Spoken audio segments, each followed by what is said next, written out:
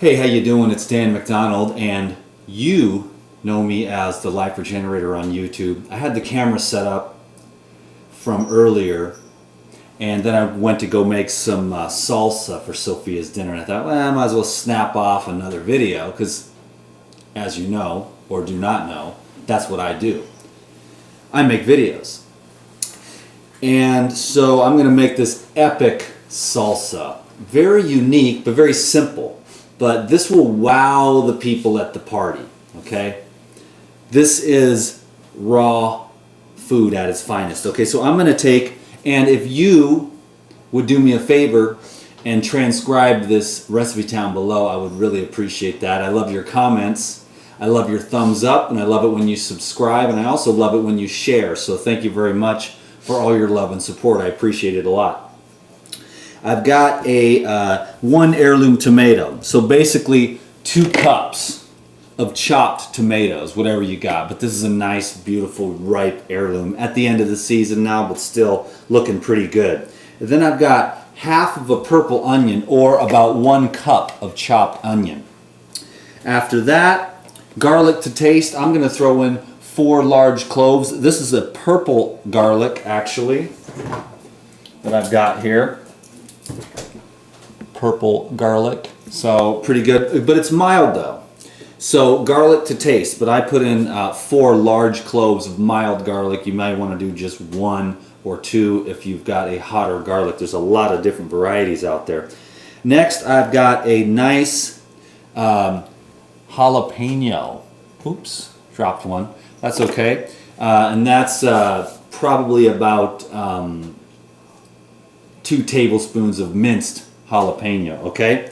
After that, I'm going to put in 1 cup of chopped cilantro.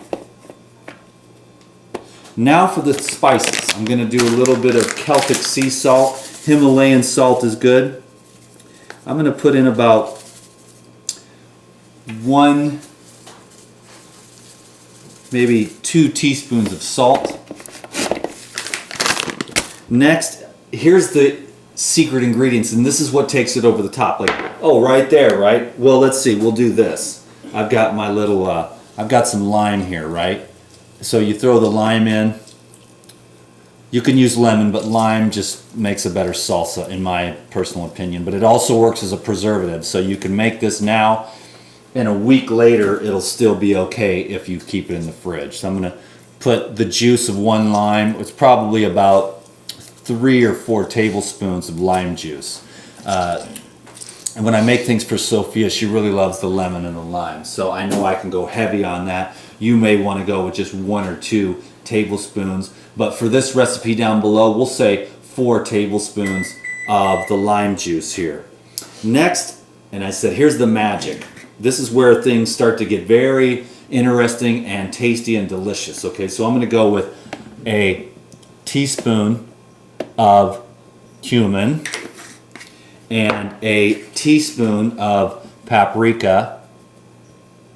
This is what just gives it a super zesty flavor. Next, just a little dash of black pepper, maybe 1/8 of a teaspoon. Next is about 2 tablespoons of olive oil.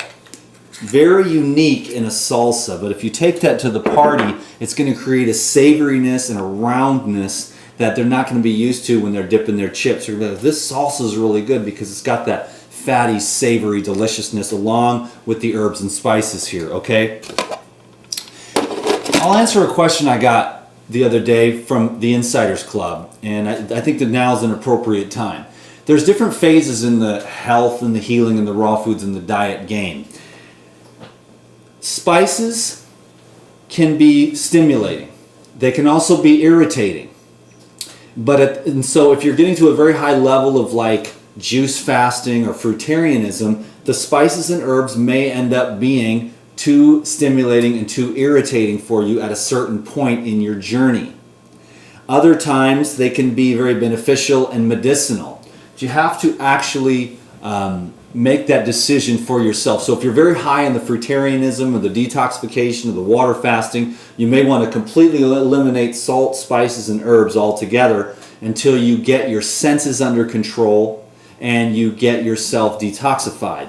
Then you can bring back in some of the healthy or organic, non-irradiated herbs and spices in simple combinations to make your raw food diet a little bit more sustainable in the long term. I hope that answered that question fairly well. And so now I'm just going to pulse this salsa.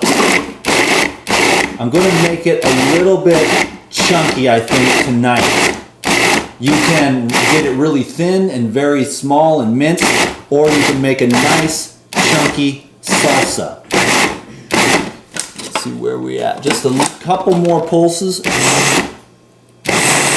And I'm going to leave it at that. That's a nice, thick, chunky salsa, DTM style. Like I said, I really appreciate it when you subscribe to these videos so you can come back and get some more of this love for raw foods, health, healing, and planetary transformation. And I also love it when you give me a thumbs up. That encourages me and shows me which direction I can go to serve you better.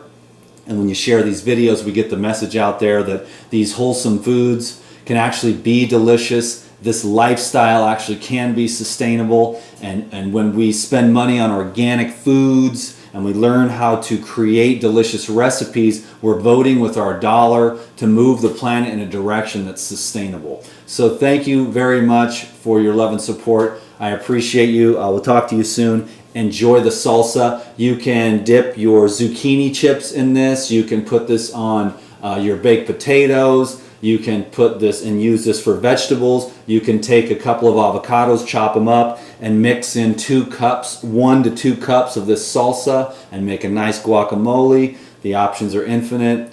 Enjoy. Peace.